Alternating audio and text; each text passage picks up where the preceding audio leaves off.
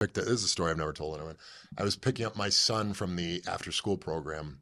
And when I pick him up, he sees me coming, obviously from a mile away, and he has his little friend too, and they both see me coming, and they both run off into the woods to hide from me, and I have to chase. It's this huge playground field I just sprint around, and the teachers look at me like I'm a maniac, but my son loves it, so I don't care.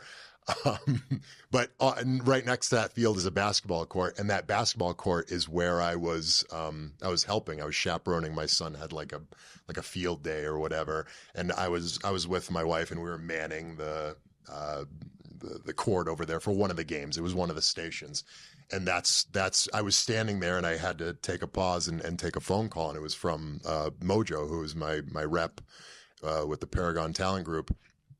And that was the phone call where he told me that WWE told him that they wouldn't be renewing my contract. And so what's supposed to be this super fun day with my son and my wife. My wife's looking at me, and I'm on the phone. She can see the color, draining from my face because this is the last thing I expected to hear.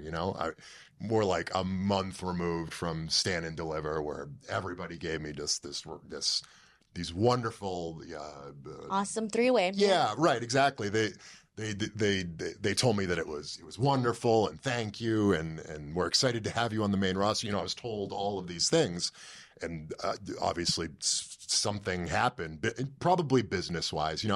I'm not taking any of that personally because it's a business, and it's there's money and people are making decisions based off money, so I totally get that.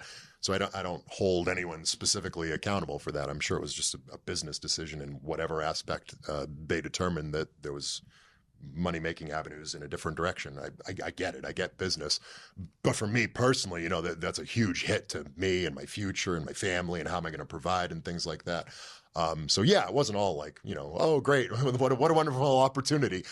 It was terrifying. It was scary. That day was incredibly stressful for both me and my wife. The following weeks were as well. Just organizing things, sorting things. Where can we cut back? Where can we save, expenses, things like that.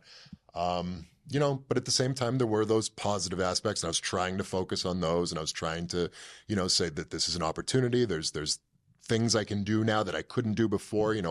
Where can I open up new revenue streams? Where can I, make new waves for myself? Things like that. So that's sort of, the mixed bag of how I was feeling and what I was kind of reacting to and preparing for and things like that.